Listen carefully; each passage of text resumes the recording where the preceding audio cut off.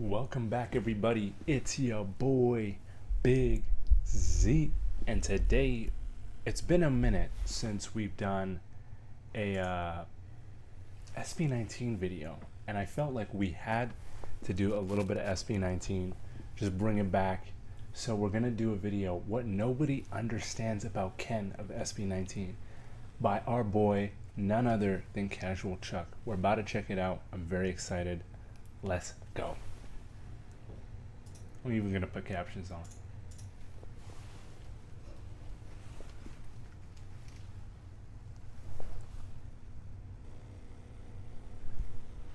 Hold up.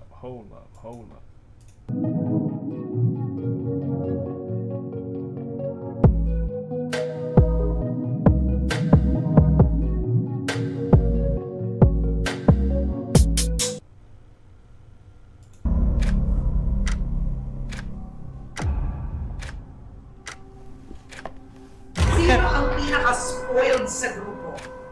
Ito Sino ang makakalimutan? Hindi mong patapos na, nagkamali pa siya. Bakit madami Ken? Bakit si Ken? Bakit si Ken? Please stop it. I feel like Ken has the most aura though. He's the most aura'd out of the all. Ken is, in my opinion, the most successful idol in P-pop history. Most fans see him as someone who's living the life most of us He's can such a superstar though. Just look at his energy, bro. It's superstar energy, bro. only dream of. But So he's such a badass dude, but I feel like on the inside he's such a humble, caring person. It really is a rags to riches story how he came up, but it's just so cool to see how much he's achieved.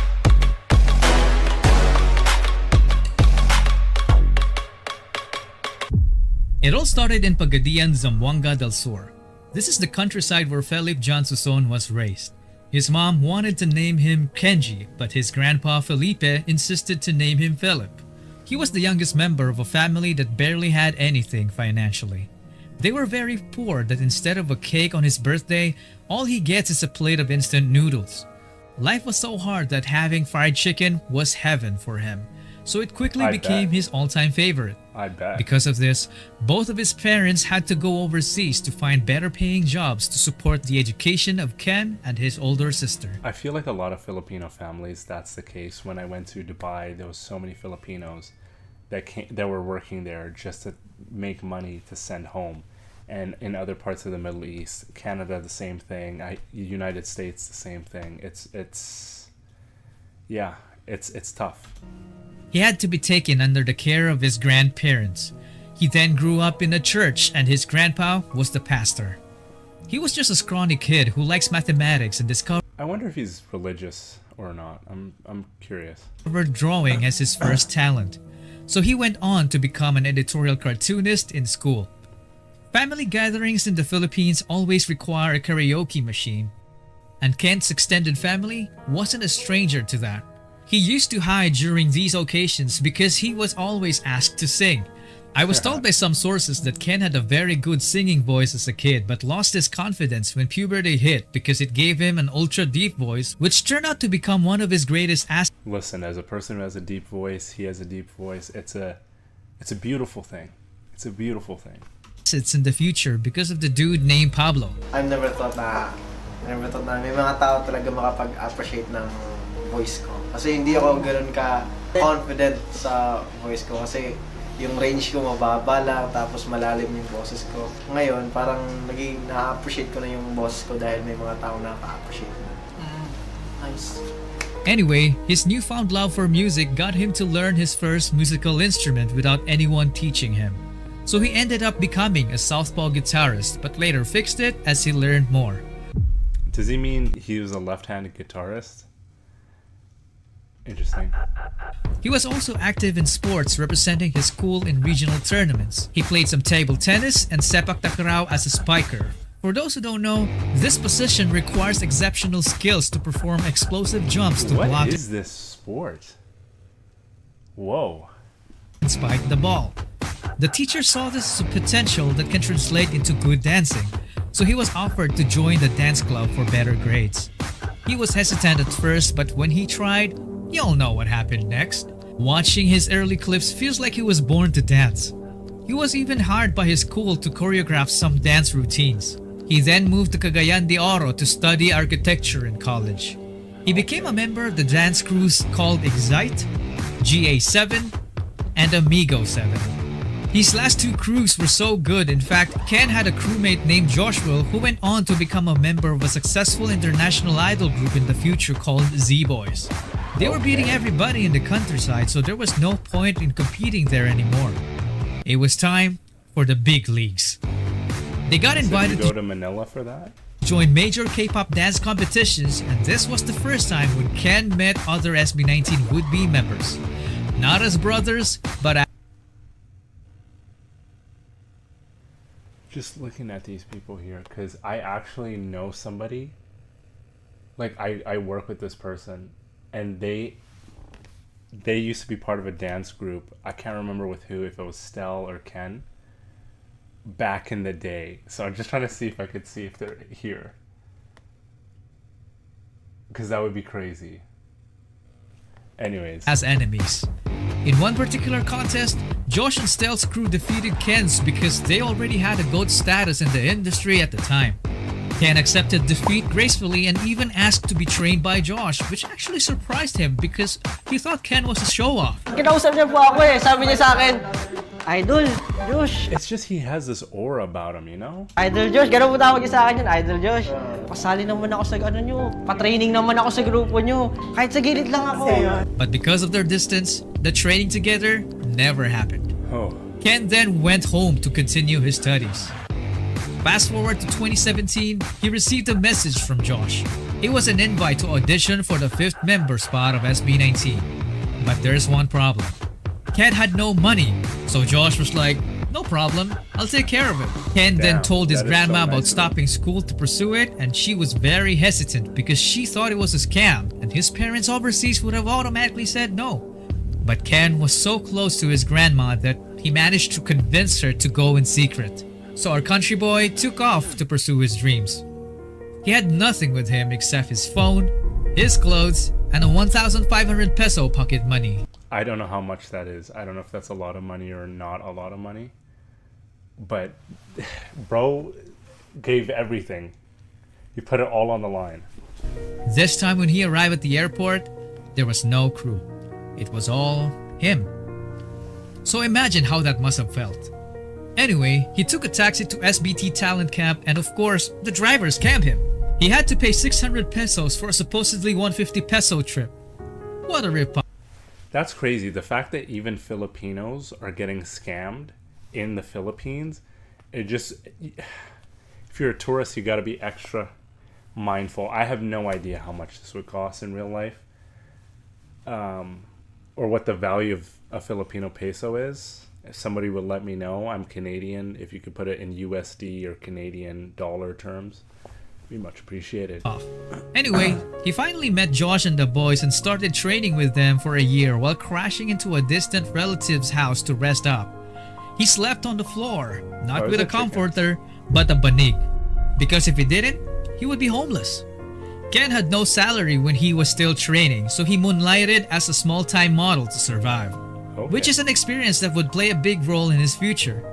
The dude was literally fighting for his dreams every single day. So here comes 2018 when they finally debuted, and though it was a rocky start, they gradually progressed to become the greatest P-pop group God has ever created.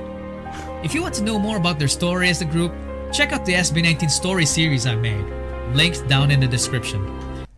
I've reacted to every single one of those story videos. It's on episode 7 at this point.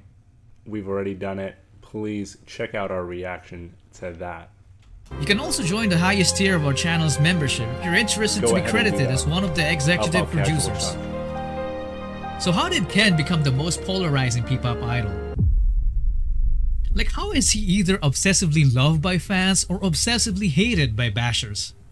Well, he has this persona of a badass dude who doesn't give a shit.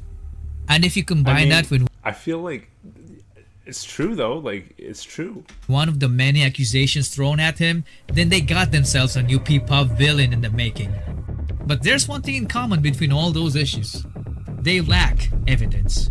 There are a few exceptions though, but you can't say a person is arrogant just because he looks cool and badass. See, I don't think he's arrogant, but I do think he's cool and badass. So I don't know where that comes from.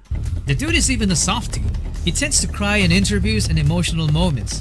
His awkwardness as a kid is still there, and this TikTok clip says it all. Me and you and me, just us and your friend Steve. Do do do do do do do Steve. Do do do do do do Steve. Do do do do do do Steve. Do do do do do do Steve. Do do do do do Steve. Do do do do do Steve. Do do do do do Steve.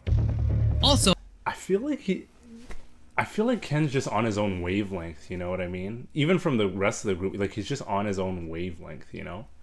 oh, you can't just call a person lazy just because you've seen a few clips of him sleeping. I mean, isn't it a result of him working too hard? Being an idol and running your own clothing company at the same time is no joke. The dude only used to draw this aspiration, but now he made it happen. He managed to build a company that sold out merch in just minutes. It's insane. It's even rumored that his company is now worth more than $1 million. Whether it's true or not, it put an even bigger target on his back. And haters started coming up with even more ridiculous claims, like accusing him of copying 2 K-pop music videos just because they have a similar vibe. This was easily debunked though. If you want to check it out, I made a video about it, link down in the description. His main dancer position got also heavily criticized because of one single clip of him messing up on live TV. It was unfair in my opinion because Ken has always been consistent in his dance performances. See, that's the thing about like performances. Like if people are only seeing you for one performance because it's on a big stage or a live studio audience or whatever, and you mess up, it's just such a hard thing to come back from, because that could be a lot of people's first and only impression of you, and they have no idea your work, your body of work, how talented you are. It's really tough. Yet the haters suddenly forgot about how good he really is. Yeah. Ken never fired back. Or did he?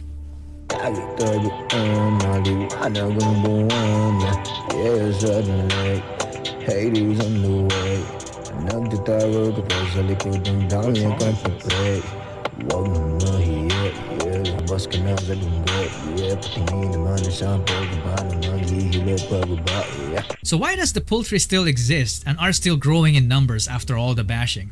Well, it's because he doesn't only have the alluring personality, but he also has the capability to back it up. Scratch that. Capabilities. What's crazy about Ken is that he has already shown us enough talent, like his exceptional dancing and singing, that is enough to fulfill a main vocal role. Saan darating mga salita na nanggagaling sa aming dalawa? Kung lumisan ka, wag naman sana ika'y bumapit na, di magkawala aking sinta. So Yet he still has a lot of secrets. I'm telling you, man, this guy is a living anime character. it's just his aura, man. He's nonchalant. Have you heard of an idol who is also a CEO? A dancer who is known for his aerial flips but never tells us that he can also breakdance. A singer who writes and co-produces his own songs. A musician that plays guitar, keyboard, drums, and can even beatbox. A fashion influencer. A man who plays sports like basketball, billiards, volleyball, badminton, table tennis, boxing, and sepak takraw with decent proficiency. A skater boy. An artist. Skater boy, or see you later boy. A philanthropist. And most especially, a man of faith. I initially thought that the Superior Sound brand was all about him, but I was quickly proven wrong when I found this Bible verse underneath his Bulan CD, Hebrews 1:5-14. The entire passage is lengthy, but it all boils down to Christ being the superior of all beings. I mean, all of us have different religions, some don't even have one, but I just respect people like him who stand firm behind their beliefs. As of today, Ken has established himself as an arguably the most successful P-pop idol and the richest among his co-members. And it's just the beginning. They're still on their way to introducing Filipino music to the world through the US as I feel like he's like the KSI of like SB19. Like KSI the Sideman, he's like that for SB19. Of the making of this video. And his group SB19 is the first one to ever do it. So what did we learn about Ken's story? For me, it was his persistence and willingness to take risks. Have you ever noticed that sometimes it's your loved ones that said no to your aspirations? Because, they care about you. They don't want you to fail and all that. Do you know how many people have had visions, ideas, and huge career moves that they were about to do, but they allowed the word no to stop them? For all I know, you might be one of those people. The difference with Ken is that he never gave the power to the word no. It was his own grandma who tried to stop him, but he continued. Yes, haters exist, but he didn't reject his own ideas just because they rejected his ideas.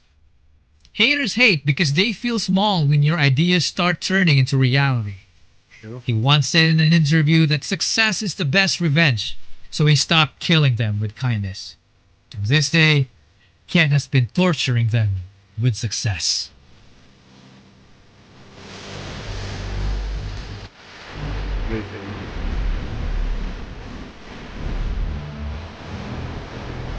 Once again, Casual Chuck with a fantastic video. Really enjoyed it. It was amazing. Hopefully you guys liked that. If you guys want to see more, please subscribe. Comment down below, what did you think? How'd you enjoy it? Love to see your guys' reaction to this video in the comment section. Special like if you liked. If you want to check out the rest of our music, that work that we do as rappers, link in the description down below to our brand new song, You Look Pretty When You Hate Me. If you guys want to do donation recommendation, link in the description as well. Take care. Obsessed with you, you want the sex and own.